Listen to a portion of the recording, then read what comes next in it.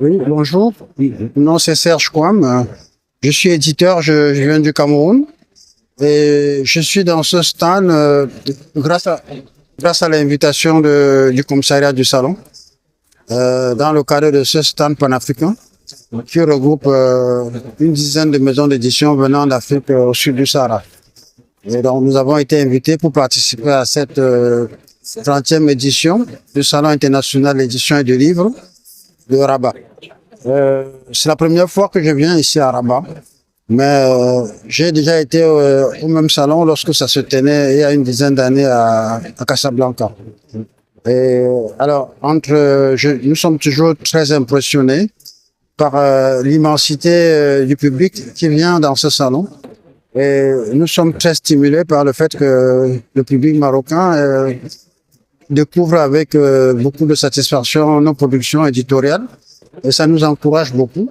Et nous espérons que dans un avenir moyen, on pourra essayer de construire un pont littéraire et culturel entre le Royaume du Maroc et nos pays d'Afrique subsaharienne, dont les peuples ne demandent qu'à échanger à travers la pratique de la lecture et du livre.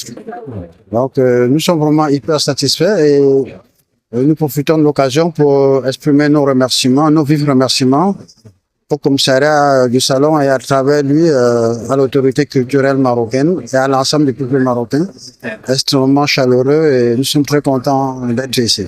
Est-ce qu'il y a une initiative de vous ou bien de votre pays pour avoir ce salon-là au Cameroun? Oui, alors là, je vous parle d'abord en tant qu'ancien président des éditeurs du Cameroun. J'ai été président des éditeurs du Cameroun pendant 10 ans et moi-même j'ai initié un salon qui malheureusement n'a pas pu être soutenu par nos autorités locales. À l'instant où je vous parle, il y a des initiatives dans le même sens qui sont faites, mais qui n'ont pas la même envergure et qui souffrent extrêmement de l'absence de soutien public.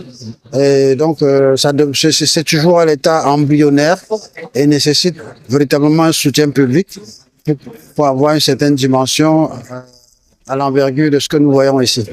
Quand je suis sorti, je regardais la billetterie, depuis la billetterie jusque dans les rayons du salon, et je suis extrêmement et agréablement surpris par l'amour du peuple marocain pour le livre.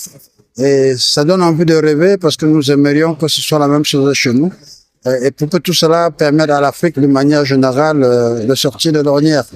Voilà, c'est ça l'idée, mais il faudrait que un peu partout en Afrique, que les pouvoirs publics travaillent dans le même sens qu'au Maroc, qui, à mon avis, sert vraiment d'exemple pour que l'expression culturelle et littéraire sorte du ghetto.